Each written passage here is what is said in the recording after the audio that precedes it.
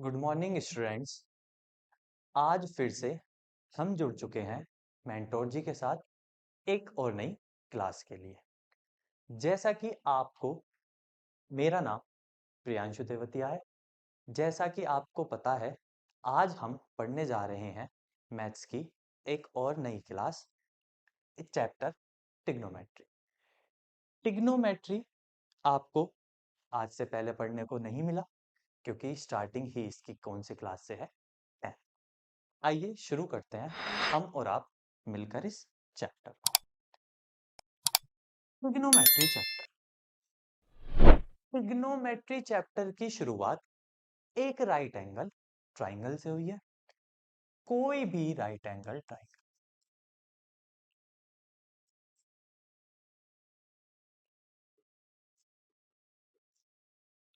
जो भी ट्रिग्नोमेट्री का चैप्टर है पूरा, वो बना हुआ है एक राइट एंगल ट्राइंगल पे। ये राइट एंगल ट्राइंगल का मतलब क्या है? राइट एंगल्ड ट्राइंगल का मतलब है कोई भी एक ऐसा ट्राइंगल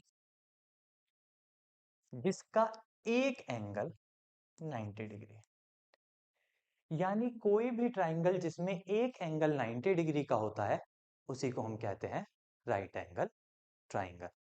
और इसी राइट एंगल ट्राइंगल पर आपकी ट्रिग्नोमेट्री बनी हुई है। अब इस राइट एंगल ट्राइंगल की अपनी कुछ प्रॉपर्टीज होती हैं, कुछ बातें होती हैं। ठीक है, फॉर एग्जाम्पल राइट एंगल में अगर आप देखें एक एंगल 90 का होता है और दो एंगल आपको कुछ ऐसे दिखाई देते हैं, एक एंगल सी और एक एंगल ए। अगर आप इन दोनों ही एंगल्स की बात करें, एंगल ए आपको ऊपर की तरफ है, एंगल सी नीचे। आपका कोई भी ट्राइंगल है, उसकी तीन साइड्स है। उस तीन साइडों में एक साइड को जनरली इस वाली साइड को परपेंडिकुलर बोला जाता है, इसे बेस और इसे हाइपोटेनस। लेकिन इन्हें ऐसा बोलना गलत है, क्योंकि ये बात इस पर निर्भर करती है कि हम किस एंगल को लेकर चलते हैं। यानी हमारा एंगल डिसाइड करता है राइट एंगल ट्राइंगल में कि कौन सी साइड क्या हो सकती है। एग्जाम्पल के तौर पे अगर मैं एंगल ए की बात करूं, आपका कोई भी बनने वाला एंगल उसके सामने वाली साइड को ही परपेंडिकुलर बोला जाता है। यानी अगर मैं एंगल ए की बात करता हूं तो एंगल ए के हिसाब से ये वाली साइड मेरी क्या रहेगी? परपेंडिकुलर। लेकिन हमने पहले से क्या मिथ बना लिया, हमने पहले से ही मन में क्या सोच लिया कि ये क्या होगा? बेस। क्योंकि बेस का मतलब क्या होता है? किसी भी चीज की सतह। लेकिन सतह इस बात से निर्भर नहीं करती कि एक्चुअल में वो नीचे होगी या साइड में होगी या कहीं होगी। ये इस बात पर डिपेंड करता है कि आपने एंगल कौन सा लिया है। इसी बात को समझने के लिए सपोज कीजिए हमने एक ट्राइंगल लिया क्यू आर।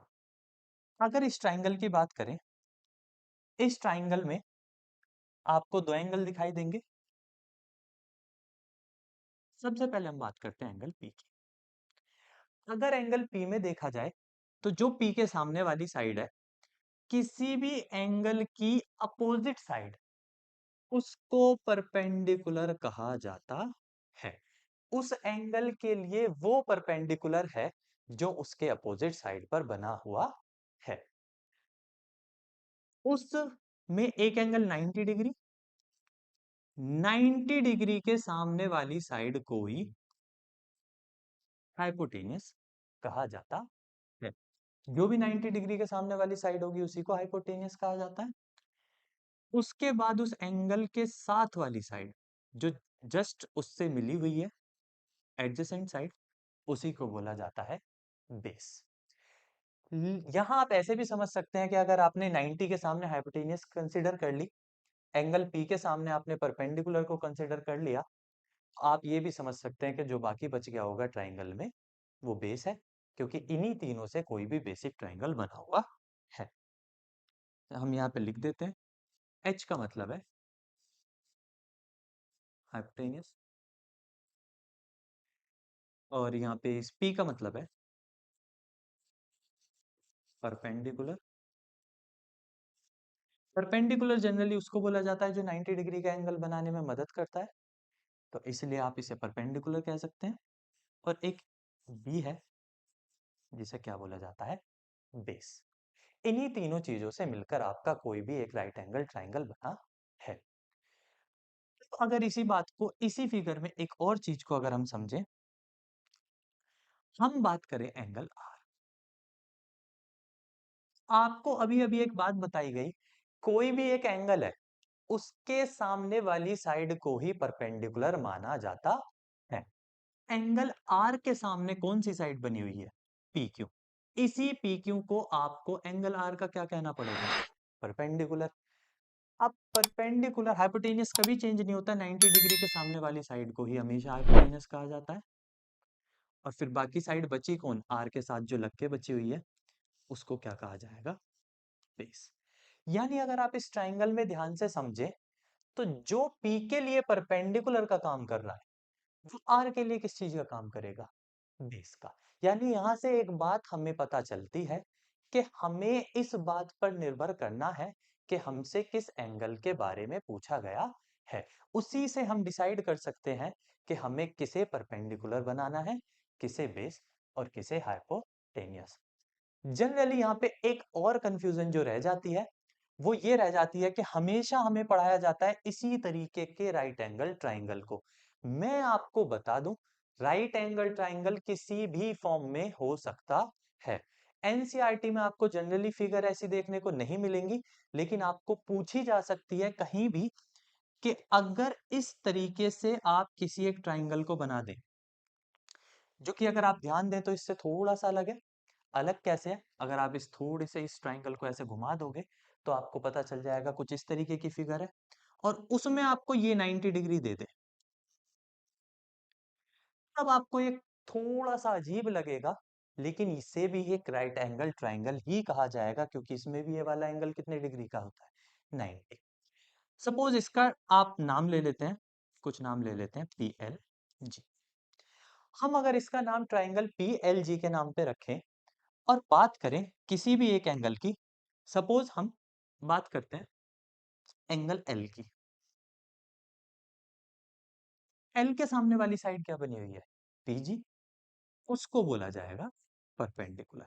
एंगल के सामने वाली साइड को ही परपेंडिकुलर, 90 डिग्री के सामने वाली साइड को ऑलवेज हाइपोटेनियस, और बाकी की जो आपकी बचती है, आपने एक को परपेंडिकुलर एक को हाइपोटेनियस मान लिया, बाकी की बची हुई साइड को आप क्या कहेंगे, बेस।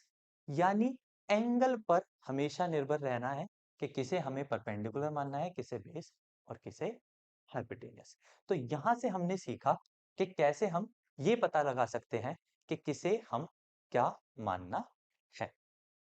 चलिए आगे बढ़ते हैं, और कुछ चीजें जो आपको राइट एंगल ट्राइंगल के बारे में पता होनी चाहिए। सपोज आपका ये एक राइट एंगल ट्राइंगल दिया गया A B C. ABC right angle triangle में आपको सपोज बी को दिया गया है 90 डिग्री। कोई भी एंगल 90 डिग्री दिया जा सकता है, ठीक है। आपको कोई भी एंगल 90 डिग्री दिया जा सकता है, जरूरी नहीं हर बार बी ही 90 डिग्री हो, ठीक है। लेकिन मान लेते हैं सपोज अगर बी को 90 डिग्री दिया गया है, तो राइट एंगल ट्राइंगल में एक और कंडीशन है जिसका इस्तेमाल किया जाता है, जो आपने पहले पढ़ा होगा, उसे बोलते हैं P Y T, Pythagoras theorem. Pythagoras theorem भी राइट एंगल ट्राइंगल का ही एक हिस्सा है, और इस चैप्टर में पाइथागोरस का बहुत इस्तेमाल होता है। अब आपको पाइथागोरस कुछ बच्चों को नहीं आती है, कुछ को आती होगी। जिनको नहीं आती है वो एक बार समझ लें, क्योंकि हमें इस पाइथागोरस का बहुत यूज है। 90 डिग्री के सामने वाली साइड को अभी अभी हमने डिस्कस किया कि उसको क्या कहा जाता है, हाइपोटेन्यूस। उसके अलावा आप फिलहाल किसी भी साइड को हम किसी एक फिक्स एंगल की बात नहीं कर रहे हैं। अगर करें तो वैसे सपोज चलिए बात कर लेते हैं एंगल ए की। एंगल ए के सामने वाली साइड आपकी परपेंडिकुलर, और जो बच गया वो आपका बेस। तो पाइथागोरस जो बनी है वो इस तरीके से है कि 90 के सामने वाली साइड का स्क्वायर यानी हाइपोटेनियस का स्क्वायर, हाइपोटेनियस का स्क्वायर हमेशा बराबर होता है परपेंडिकुलर का स्क्वायर प्लस बेस का स्क्वायर। यानी हाइपोटेनियस एक कंडीशन है, ठीक है, पाइथागोरस एक कंडीशन है जिस पर हमें ये पता चलता है कि राइट एंगल ट्राइंगल में हाइपोटेनियस वाली साइड का स्क्वायर हमेशा बराबर होता है परपेंडिकुलर के स्क्वायर प्लस बेस का स्क्वायर। आज के बाद इसे पूरी तरीके से ध्यान रखना है कि जो भी 90 डिग्री के सामने वाली साइड है उसके स्क्वायर को बाकी दोनों साइड के स्क्वायर्स के सम के साथ ऐड करके इक्वल रखना है, उसी को हम कहते हैं। ये बेसिक जानकारी आपको चैप्टर के स्टार्टिंग में पता होनी चाहिए। बिना इन बेसिक जानकारी के आप चैप्टर में उलझे रह जाएंगे। चैप्टर स्टार्ट करने से पहले कुछ ऐसी जानकारियां जो आपको जरूर पता होनी चाहिए, जो अब से पहले पढ़ाई तो जाती हैं, लेकिन वो तो खैर सबको पता है किसने कितना पढ़ा होता है किसने कितना नहीं। ठीक है, तो इनके बारे में अब थोड़ा सा आज के बाद याद रखना है कैसे कैसे बना होता है। चलिए अब देखते हैं जरा ट्रिग्नोमेट्री। ट्रिग्नोमेट्री जहां आप बुक को स्टार्ट करते हैं, स्टार्टिंग में आपको एक फिगर दी हुई है, उसके बारे में फिर वो बहुत सारी लैंग्वेज लिखी हुई है। हम बात करते हैं जरा फिगर की, फिगर किस आधार पर बनी हुई है। यहां आपको दिखाई देगा, यहां आपको जनरली ये दिखाई देगा,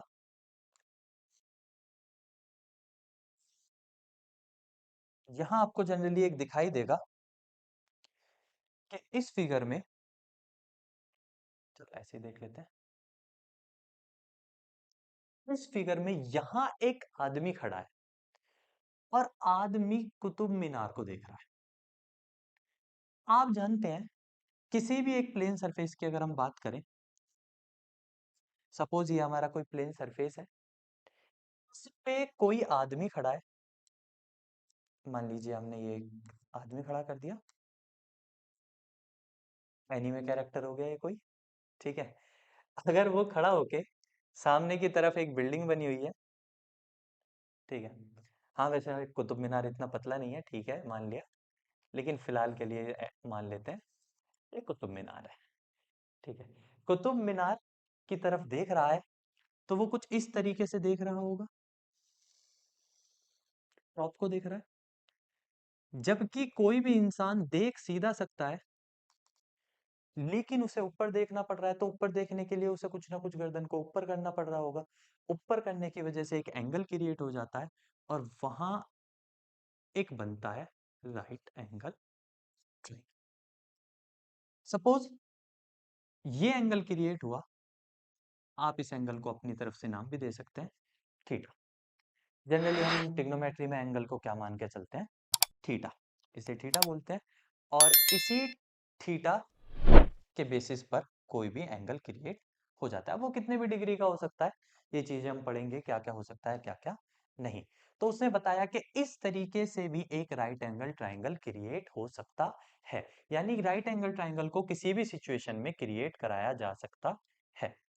सेकंड एग्जांपल फिर से, कोई भी एक व्यक्ति खड़ा होके बिल्डिंग को देख रहा है, बिल्डिंग को देखने की वजह से वो एक कंप्लीट ट्राइंगल फॉर्म होता है, और वही कंप्लीट ट्राइंगल में जो बेस के साथ बना हुआ होता है 90 डिग्री, जिस वजह से वो पूरा एक राइट एंगल ट्राइंगल बनता है।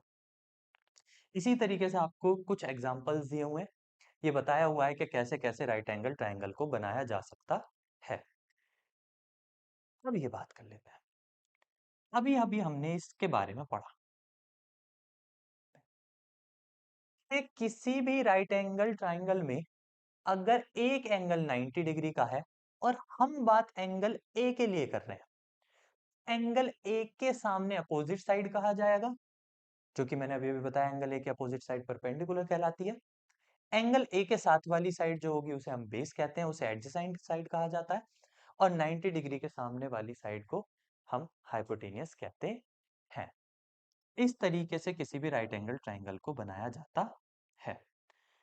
अब यहाँ पे कुछ वर्ड्स हैं, कुछ ट्रिग्नोमेट्रिक फंक्शंस हैं जिनके बारे में आपको पता होना चाहिए।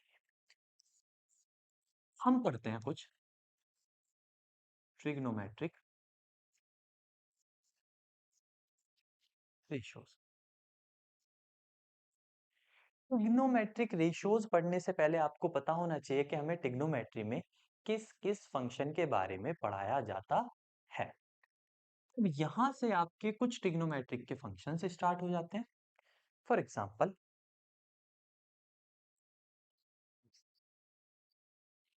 देखिएगा, आप किसी भी एक राइट एंगल ट्राइंगल को बना सकते हैं। सपोज मैंने एक राइट एंगल ट्राइंगल बना लिया, ठीक है, इसको नाम दे दिया पी एल जी। इसे हमने 90 डिग्री का एंगल मान लिया। 90 डिग्री का एंगल मानने के बाद ये एक राइट एंगल ट्राइंगल है। इसमें हमें जिन जिन ट्रिग्नोमेट्रिक फंक्शंस के बारे में पढ़ना है उसमें से एक आता है साइन। अब यहाँ हम किसी भी एक पर्टिकुलर एंगल के बारे में पढ़ लेते हैं। कोई भी एक पर्टिकुलर एंगल लेके चल लेते हैं, सपोज जी। यहाँ सारी की सारी बात किसके रेस्पेक्ट में कर लेते हैं, जी। आप चाहें तो इसे थीटा नाम दे सकते हैं। सपोज मैंने इस एंगल को नाम दे लिया अपने पास से थीटा।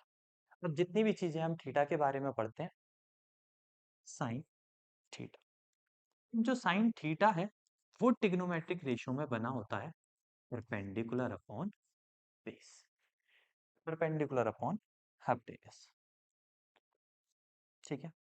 उसी तरीके से एक ट्रिग्नोमेट्रिक फंक्शंस जो अब आप पढ़ना स्टार्ट करेंगे वो है cos थीटा। cos थीटा बना होता है बेस अपॉन हाइपोटेन्यूज। फिर एक ट्रिग्नोमेट्रिक फंक्शन आ जाता है tan थीटा। tan थीटा बना है परपेंडिकुलर अपॉन बेस पे। उसी के साथ साथ नेक्स्ट आपका जो ट्रिग्नोमेट्रिक फंक्शन आ जाता है tan थीटा के बाद, वो आपको पढ़ना है sec थीटा। कोसेक थीटा होता है कोसेक थीटा। कोसेक थीटा आपका जो जनरली बना होता है वो साइन का opposite, height upon perpendicular, hypotenuse upon perpendicular पे बना है। एक सेक थीटा है जो आपका बना होता है कॉस का अपोजिट, हाइपोटेन्यूज अपॉन बेस। फिर आ जाता है cot theta. Cot theta generally बना हुआ है टेन का अपोजिट, परपेंडिकुलर अपॉन बेस। ये कुछ ट्रिग्नोमेट्रिक फॉर्मूले हैं जो आपको याद होने चाहिए, जो आपको पता होने चाहिए। इन्हें याद करने का तरीका, शॉर्ट ट्रिक जनरली सभी ने पढ़ी होगी वैसे तो, जिसने भी ट्रिग्नोमेट्री को थोड़ा बहुत पढ़ा होगा उसने जनरली इसके बारे में जरूर पढ़ा होगा। तो शॉर्ट ट्रिक कैसे बनी हुई है याद रखने की, उसके लिए आपको फंक्शंस याद होने चाहिए। फंक्शंस स्टार्ट होते हैं साइन से, साइन, कॉस, टेन, कॉसेक, सेक, कॉट। याद करने का तरीका सिंपल है, आप पाकिस्तान भूखा प्यासा, हिंदुस्तान हरा भरा, ठीक है। आप वैसे ये सिर्फ कहने के लिए, याद करने का एक तरीका कि पाकिस्तान भूखा प्यासा, हिंदुस्तान हरा भरा। इसी को आप एक और ट्रिक से वैसे याद कर सकते हैं, पंडित बद्री प्रसाद हर हर बोले। आप किसी भी तरीके से याद रख सकते हैं। अगर आप ये याद रख लेते हैं, ठीक है, पाकिस्तान भूखा प्यासा, हिंदुस्तान हरा भरा, आपको पता चल जाएगा जो पहला फंक्शन है P अपॉन एच वो साइन थीटा है। यानी साइन थीटा को आपको फिर याद रखने की जरूरत नहीं पड़ेगी, आपको याद रहेगा कि साइन थीटा को क्या बोला जाता है, P अपॉन एच। यहां से आप बना सकते हो कॉस थीटा, फिर आप बना सकते हो tan थीटा। यानी इस तरीके से आप किसी भी साइड को बना सकते हैं। यहां साइन थीटा, यहां पे आपका कॉस थीटा, और यहां पे आपका क्या बन गया, tan थीटा। फिर से आगे की तरफ चलते हैं, ये बन गया कोसेक थीटा, क्योंकि कोसेक थीटा को लिखा जाता है हाइपोटेनियस अपॉन परपेंडिकुलर। उसके बाद आ जाता है आपका सेक थीटा, सेक थीटा को लिखा जाता है हाइपोटेनियस अपॉन बेस। उसके बाद आ जाता है आपका कॉट थीटा, कॉट थीटा को लिखा जाता है बेस अपॉन परपेंडिकुलर। इस तरीके से भी आप इन्हें याद रख सकते हैं। जनरली ऐसे ही याद किए जाते हैं, पाकिस्तान भूखा प्यासा, हिंदुस्तान हर। उम्मीद करता हूँ ये आपको याद रहेगा, ठीक है। इसके बारे में बाद में थोड़ा सा डिस्कस करते हैं। तो ये कुछ फॉर्मूले हैं जो आपको पता होने चाहिए। इसके अलावा कुछ चीजें जिनके बारे में और आपको थोड़ी सी जानकारी होनी चाहिए वो है, अभी अभी हमने कुछ रेशियोज पढ़े। हमने पढ़ा साइन थीटा, साइन थीटा क्या होता है? Perpendicular upon hypotenuse. उसी के साथ साथ हमने कोसेक थीटा पढ़ा, और कोसेक थीटा को क्या पढ़ा? Hypotenuse upon perpendicular. अगर आप इन दोनों को ध्यान से देखो तो ये दोनों एक दूसरे के अपोजिट है, रेसिप्रोकल्स दिखाई दे रहे हैं। इन्हें रेसिप्रोकल्स होने की वजह से एक फॉर्मूला क्रिएट कर दिया जाता है, जो साइन थीटा है वो रेसिप्रोकल होता है किसका? Cosec theta. यानी रेसिप्रोकल आपके ट्रिग्नोमेट्रिक रेशियोज रेसिप्रोकल होने की वजह से यहाँ एक फॉर्मूला क्रिएट हो जाता है कि जो साइन है वो रेसिप्रोकल बना होता है किसका? कोसेक थीटा का। इसी तरीके से आपके बाकी भी बने हुए हैं कुछ, जैसे sine theta 1 upon cosec theta होता है, उसी सेम तरीके से आपको एक बना हुआ है कॉस थीटा का, cos theta 1 upon sec theta होता है, ठीक है। या फिर इसे कुछ इस तरीके से भी कह सकते हैं कि कोसेक को मल्टीप्लाई में ले जाके अगर साइन को डिवाइड में ले आते हैं, तो आप ये भी कह सकते हैं कि कोसेक थीटा को लिखा जाता है 1 अपॉन साइन थीटा। उसी तरीके से इसे भी पढ़ा जा सकता है कि अगर आप सेक डिवाइड में उसे मल्टीप्लाई में ले जाते हैं और कॉस को डिवाइड में ले आते हैं, तो आप ये बात कह सकते हैं कि जो सेक थीटा है उसे लिखा जा सकता है 1 अपॉन कॉस थीटा। इस तरीके से भी आपके कुछ फॉर्मूले बनाए जाते हैं। फॉर्मूले बनाने आने चाहिए। याद करने की अगर मैं बात करूं तो कुछ हो सकता है आप में से याद कर लें, लेकिन वैसे जनरली ये प्रैक्टिस करते करते, इस्तेमाल करते करते अपने आप याद हो जाते हैं। तो ये सोचने की जरूरत नहीं है इतने सारे फॉर्मूले याद कैसे होंगे, ठीक है, करा देंगे याद, क्या टेंशन है, कोई दिक्कत नहीं है। इसी के साथ साथ आपको साइन थीटा को भी क्या लिखा जाता है? 1 अपॉन कॉस थीटा। इसे भी रेसिप्रोकल करके लिखा जा सकता है। अगर आप इसे रेसिप्रोकल करके लिखते हैं तो यहाँ पे लिख सकते हैं, इसे क्लोज कर लेते हैं, इसे भी लिख सकते हैं cot theta equals to 1 upon tan theta. तो यानी ये कुछ फॉर्मूले हैं, ऐसे फॉर्मूले हैं जो जनरली आपको याद होने चाहिए, जिनके बारे में आपको पता होना चाहिए। अगर आपको इतनी बातें पता हैं तो अब हम अपने चैप्टर को आगे स्टार्ट कर सकते हैं। अब आपने ये जितनी भी चीजें एनसीईआरटी में लिखी हुई हैं, ये सब पढ़ ली। अब इसमें कुछ मेन बातें ऐसी हैं जो यहाँ पे लिखी हुई हैं और जो जनरली आपको कोई नहीं बताता। जैसे कि पहली बात, आपने पढ़ा पहली बार साइन थीटा, मन में सवाल आएगा कि साइन और थीटा, अब ये तो एक फंक्शन है और थीटा जिसके बारे में आप पढ़ते हो ये एक एंगल है। तो बेसिकली मन में सवाल इतना आता है कि फंक्शन और एंगल अगर ये दो अलग अलग चीजें हैं तो हम इन्हें मल्टीप्लाई में क्यों नहीं लिखते? तो मैं आपको बता दूं, ये कभी भी मल्टीप्लाई में नहीं होते। किसी भी ट्रिग्नोमेट्रिक फंक्शन को एक एंगल पर ही बनाया जाता है और उसी एंगल पर बनाने की वजह से ये एक साथ लिखे तो जाते हैं, लेकिन बीच में मल्टीप्लीकेशन नहीं होता। क्योंकि अगर मल्टीप्लाई हो गया तो आप क्या भेज करोगे? मल्टीप्लाई में दूसरी तरफ भेजो, डिवाइड। हाँ, क्योंकि ये दोनों कभी सेपरेट नहीं हो सकते, इसीलिए आपको लिखा जाता है साइन थीटा। बीच में कोई साइन नहीं लगाया जाता, साइन लगा दिया तो सेपरेट कर दोगे, ठीक है, और सेपरेट करना नहीं है, तो इसीलिए ऑलवेज इन्हें ऐसे ही लिखा जाता है। अब यहाँ बात आती है एंगल की, तो एंगल को किसी भी हाल में साइन से अलग नहीं किया जा सकता और ना ही दूसरी तरफ भेजा जा सकता। इस बारे में भी आपको पता होना चाहिए। कई बार बच्चे गलती करते हैं, ठीक है, कह देते हैं कि अगर ऐसे लिखा हुआ है सपोज 2 साइन थीटा, तो क्या कहते हैं, ऐसे सपोज ऐसे लिख दिया, चलो मान लो, तो क्या कहते हैं, 2 से किसे काट दो? 2 को। अरे काटना नहीं है, ठीक है, ध्यान ये रखना है कि काटना नहीं है, क्योंकि ये वाला 2 आपका न्यूमेरिक है, लेकिन ये जो है ये पूरा का पूरा कंप्लीट क्या है? एंगल। और आप ट्रिग्नोमेट्री में किसी भी एंगल को चेंज नहीं कर सकते। तो आज के बाद याद रखना, इसके ट्रिग्नोमेट्री के अंदर कोई भी छेड़खानी नहीं करनी है, ठीक है, ये एंगल एंगल ही रहेगा। अगर आपको इतनी चीजें पता है तो आप पढ़ सकते हैं बेसिकली। यही सारी चीजें यहाँ पे आपको लिखी हुई हैं, ठीक है। आर्यभट्टा जी ने थोड़ा सा इसके बारे में बता रखा है कि कैसे आप साइन को क्या लिखते हो, याद रखना है। किसने बताया? आर्यभट्टा जी ने। ठीक है, उसी के बारे में आपको सारी चीजें दी हुई हैं। ये कुछ एग्जाम्पल्स हैं जो आपको दे रखे हैं शुरू में। अब हम शुरू करते हैं। अगर आपको ट्रिग्नोमेट्री में बेसिकली इतनी चीजें पता हैं तो आप एक्सरसाइज को आसानी से पढ़ सकते हो।